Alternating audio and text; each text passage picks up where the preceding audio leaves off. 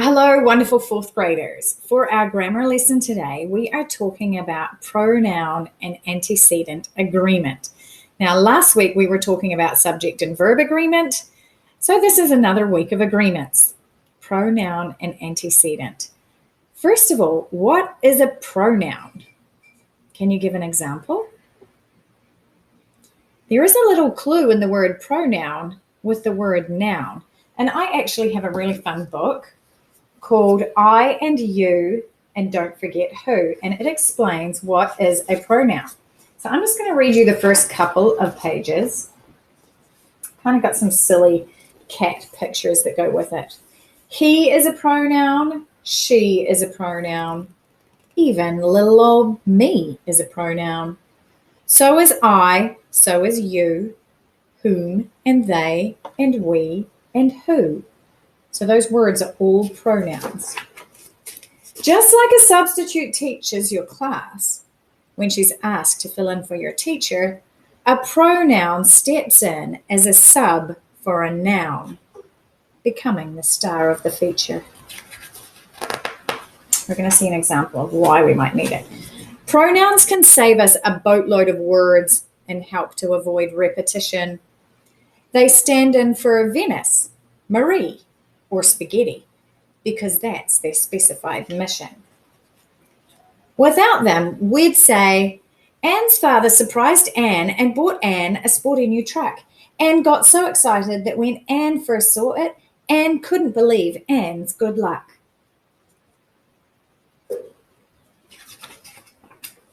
Now, Anne is a really big fan of her name, but even she'd have to agree those phrases sure could use a her here and there, and perhaps an occasional she. And I'm going to stop there because you saw from that example, Anne's father surprised Anne and bought Anne a sporty new truck. Wouldn't it be easier to say Anne's father surprised her and bought her a sporty new truck? Anne got so excited that when Anne first saw it, Anne couldn't believe Anne's good luck. Wouldn't it be easier to say, Anne got so excited that when she first saw it, she couldn't believe her good luck? So a pronoun saves us saying those same names over and over and over again. And we can put in I, you, he, she, him, her, who, we, they, there. So a pronoun is a word that subs for a noun. It replaces a noun. And it refers to a noun. And the noun it refers to is called the antecedent. So in the sentence about Anne's father surprised Anne and bought her a sporty new truck, if we said Anne's father surprised her and her was the pronoun, the noun that's the antecedent would be Anne. So when it says surprised her, we know who the her is because we've seen the antecedent at the beginning. We know that it's about Anne. Anne's father surprised her with a sporty new truck. So a pronoun replaces or refers back to a noun, and the noun that comes first is called the antecedent. So if we look at the sentence, the cat sleeps in her bed. The cat is the noun.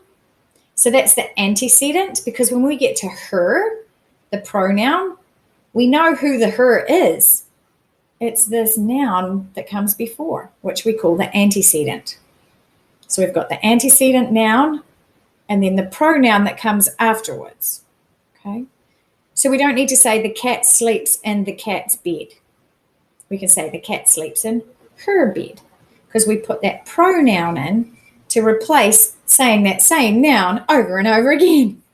And the antecedent is the noun that comes first to tell us what we're talking about. And the pronoun and the antecedent, they must work together and agree. Because if the antecedent or the noun is singular, remember from last week that means just one, then the pronoun must also be singular. So look at the sentence. The baby holds his bottle.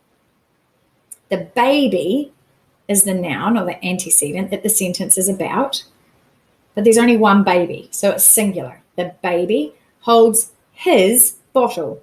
So the pronoun is also singular. His just means one. Okay. If the antecedent or the noun is plural, meaning more than one, like in this sentence, we've got the children. So there's more than one. So the antecedent here has more than one. The children zip their coats. We don't say the children zip his coats or the children zip her coats because there's more than one. So we would say their coats. So the pronoun has to be plural if the antecedent is plural. Okay, so singular, singular, plural, plural. Now, if the antecedent or the noun is a girl, then the pronoun must be feminine because we're talking about a girl. So Susie brushed her hair. We wouldn't say Susie brushed his hair if we're still talking about Susie's hair. Okay. So if the antecedent or the noun is a female, then the pronoun has to be female. Okay. Susie brushed her hair. Now, same for if it's a boy. If the antecedent or noun is a boy, then the pronoun must be masculine. George, which is a boy's name, George combed his hair. We don't say George combed her hair when he's combing his own hair. Okay, so we have to make sure our pronouns match and agree with the antecedent. So let's try. We've got about 4 to try together. Jennifer wrote something name on the paper. So Jennifer is the antecedent. Now we need her, it, or she. Jennifer wrote she name on the paper. Jennifer wrote it. No. And Jennifer is just one person. So we need a singular feminine. So girls. Jennifer wrote her name on the paper. That agrees. The pronoun and the antecedent agree. It's a singular, it's one person, and it's female. Okay. Next one. Mum and Dad are getting ready for something trip. Okay, so there's 2 people. So it's going to need to be a pronoun that includes 2 people. So that means it can't be his. It could be their or they. So we have to think about what makes sense. Mum and Dad are getting ready for their trip. Mum and Dad are getting ready for a they trip.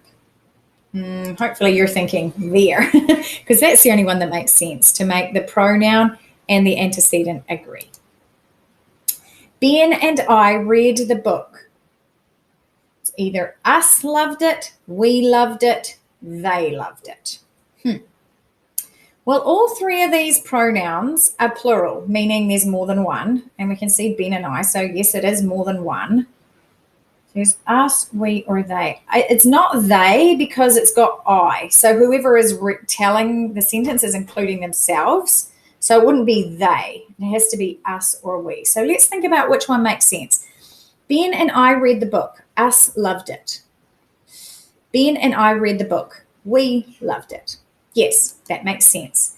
The subject, the pronoun and the antecedent agree. Okay, the last one. We had spaghetti tonight because something is my favorite meal. So spaghetti is the antecedent. It's the noun that the sentence is talking about. We had spaghetti tonight because something. Us is my favorite meal? No. His is my favorite meal?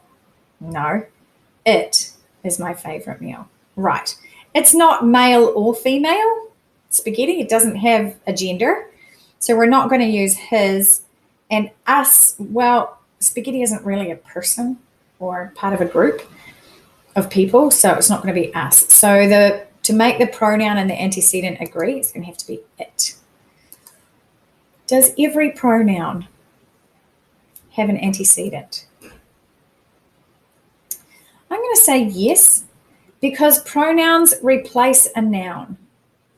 Remember, we put them in place of a name or for a noun. So we need to know what the noun is. And the antecedent will tell us what noun the pronoun refers to.